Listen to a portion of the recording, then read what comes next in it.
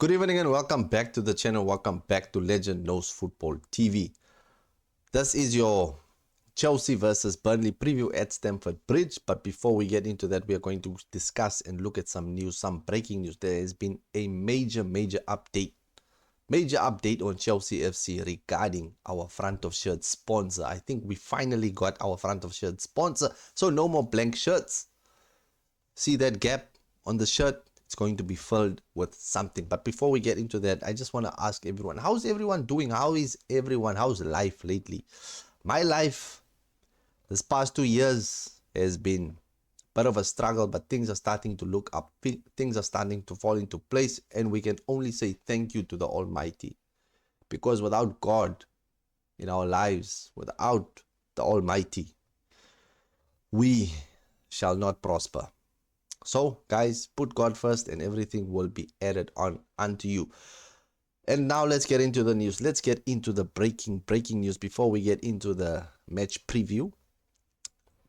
The breaking news that I wanted to say, as you can see as it pops up on your screen, is that as per Chelsea Dodgers, breaking, Chelsea Football Club selects IFS as principal partner.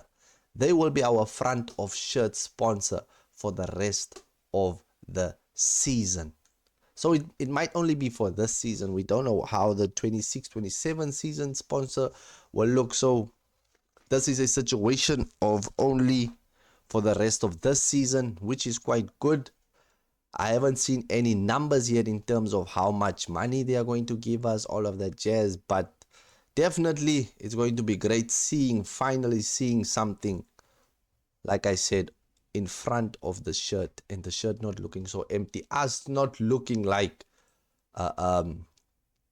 orphans, orphan children, not getting any love, So it will be good to see this IFS, but the main sponsor that we always had back in the day, the main sponsor, the legendary sponsor that we always had, Samsung. They can only get, if they can get Samsung back, that would honestly be great.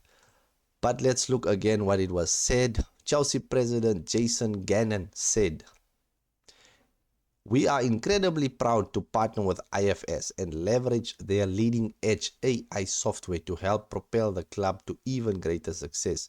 This partnership is a statement of intent to keep leading in this field, harnessing the opportunities advanced technology brings and unlocking the power of AI to improve everything we do on and off the pitch."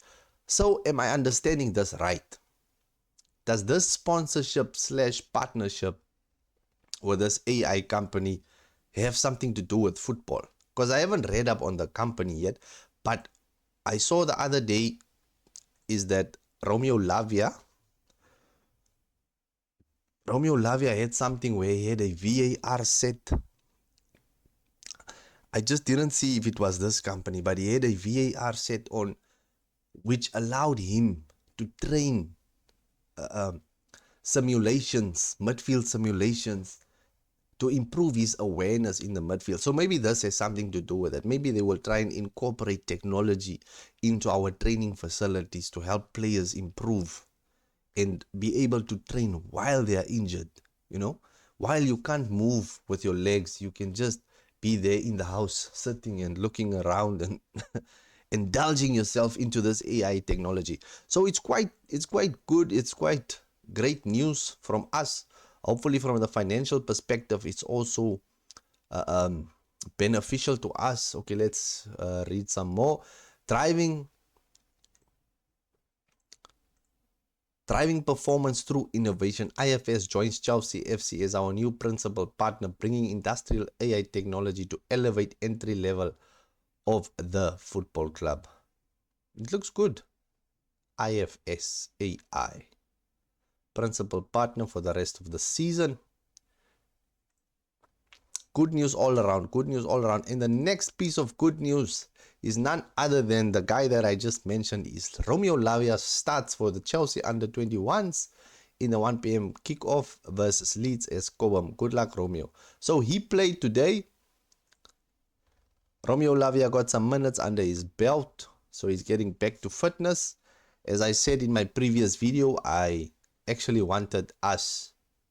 When I talked about the squad, I mentioned who should we keep, who should we sell. If you didn't watch that video, I'll leave a link in the description below.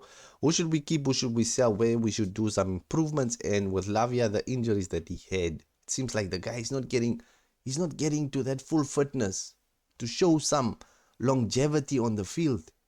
So hopefully this time they get it right, because they got it right with Reece James. I mean, it's been a year now since Reece James got injured again and off the pitch.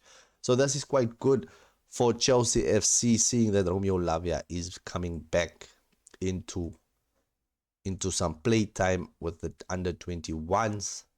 And then the next piece of news is that, I don't know if this has some truth, some substance to it, is that breaking Ousmane Dembele has reportedly offered himself to Chelsea FC after a reported fallout with Luis Enrique at Paris Saint-Germain. With tensions rising in Paris, the French winger is said to be considering a switch to the Premier League. This can only mean one thing. When we beat PSG at the Club World Cup, something was planted. If there is some substance to this article, I'm reaching now. This is me reaching for the stars, aiming for the moon, hoping to fall on the stars. But this is something that Dembele maybe saw in the Chelsea club, and he's maybe following the club. Maybe he's a fan in the shadows, admiring the club from afar. He is also a guy that has a history of being injury prone. So I would be a little bit skeptical on that, but definitely a quality player. Hopefully there is some truth to this article surrounding Ousmane Dembele. Definitely a quality player. Will he adapt to the Premier League? The Premier League is definitely very much more physical than the League or League One or League McDonald's, whatever they call it these days. So we will see how the story develops any further. Next on the lineup is that Cucurella. There's a situation going on. Marc Cucurella's situation at Chelsea is one to monitor. Sources say Chelsea Football Club increased his salary in August, but without any additional years added to his contract. His deal is set to expire in 2028. So Marc Cucurella is also on a timeline. How old is Marc Cucurella now? Is he not like 29, 28? I think he's somewhere there. Maybe even 30. He still has some years going past 2028 where he can still be a quality player for Chelsea. So I don't see why they are hesitant in adding some extra years to his contract. But they definitely gave him the salary increment. I remember that. So we shall monitor. This situation should be monitored. I know Jorrel Hatto is the future of Chelsea, but having experience in the club will just be beneficial. If we can't buy experience, we need to groom and have our experience developed in the club. Speaking about experience, this is something that I just saw. It's just a random thing that popped up. I don't even know if they, like I said with the Ousmane Dembele article, I don't even know if there is substance, if there is any truth to it. But anyways, let's read this, because this is for an interesting read. This is for some interesting information which kind of makes sense. Chelsea FC owners Todd Bowley and Baghdad Ekbali, after 3 years of focusing on youth-driven squad rebuild, are now willing to add experienced players to provide leadership following a disappointing January window with no first-team signings. The club is reportedly more open-minded about recruiting senior figures this summer. So there is something brewing at Chelsea Club, because that's the only thing missing from us, is that experience, especially in the back line, especially at the centre back level. Maybe the goalkeeper. The midfield, I think, is kind of developing quite good at this point in time. If we can avoid getting injuries, maybe just get, like I said, with Lavia. I don't know where Dario Asugo is. He's also one of the players that I want us to actually get rid of if he doesn't recover properly. But getting a centre back that is very much more experienced, that can be that pivotal guy in the back line, orchestrating the others in the defensive line, being the last man, drawing the line and keeping everyone in check in the defense, getting experience there and from the goalkeeper, of course. Not saying that Sanchez is a bad goalkeeper as of late. He has shown that he is quality. The Bozo moments has reduced significantly. So getting experienced into the squad will be a bomba. It will be a bomba. And we will thrive. We will thrive. So that has been your news update as for Chelsea today. What I've read so far, what I've seen that has been interesting, and that I wanted to share with you guys. Now let's get into the lineup. And what I think whom should start, whom shouldn't start against Burnley, because we are playing at Stamford Bridge, we are playing at home, and 3 points is a must. 3 points is a must in this game. No compromise on the 3 points. We definitely have to get the 3 points because we are trying to go for Champions League. Let's look at the head-to-head. The head-to-head for Chelsea is that 11 wins for us, 5 draws, and 1 win for Burnley. The last time we met them was 22 November 2025. Comfortable winners, Chelsea. We beat them with Neto scoring and Enzo Fernandez in the 88th minute. So that was quite a convincing performance from us. Arsenal. Arsenal. Bottling the league, guys. Let's look at the lineup. So João Pedro, definitely, as you see the lineup, this is the lineup that we had recently. But I wouldn't want to change this lineup, seeing that Neto also scored a hat-trick against Hull City. Maybe we should start Neto, with Santos and Caicedo obviously being our midfielders. Cole Palmer, maybe Neto.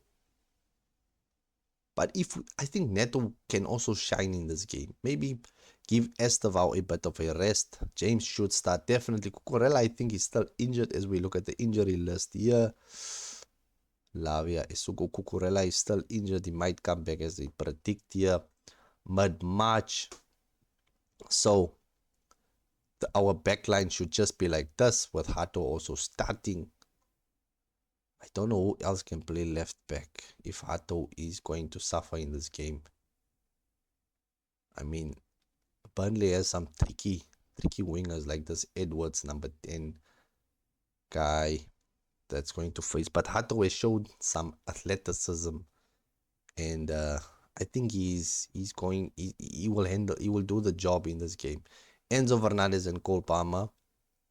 Neto, maybe Enzo Fernandez, but Cole Palmer has to start because he's starting to show full fitness. He's starting to get that full fitness once again.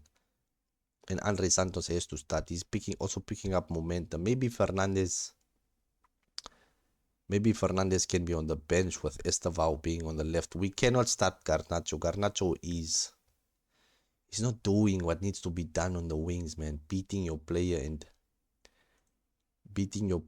then giving an end product for us to progress and get the goals. So maybe Enzo Fernandez can be out wide, drifting inside. Cole Palmer then also just occupying that space between the left wing, between the touchline and the midfield, trying to occupy the space in front. Neto, this is like a free roam area for these 3 players. So having the starting 11 that I see on Fort Mob, I wouldn't actually change it. I would want it to be this because I feel like this Fofana and Chaloba, they are very strong. It's just Hato. Can Hato cope if there's an overlap on him? And will Enzo Fernandez track back to help him? That's the only problem, because you need a winger. Maybe Neto can go to the left side and Fernandez can play next to Cole Palmer here, so that Neto can track back and help out Hato. But that is what I think on the starting 11. As for predictions tomorrow for Chelsea versus Burnley, I think that we can comfortably, because we are at home at Stamford Bridge, I think we can comfortably win that match. 3-0, 3-4-0, not conceding a goal. That is the most important thing of tomorrow. Do not concede a goal. Chelsea should not concede a goal. And the way we are playing, moving the ball a little bit faster compared to how we played under Enzo Maresca. progressively getting the ball forward. Positive football. I see us beating Burnley 4-0. That's my prediction, guys. So, guys, leave a like, subscribe to the channel if you are new. And yeah, stay safe and God bless. Cheers. Peace.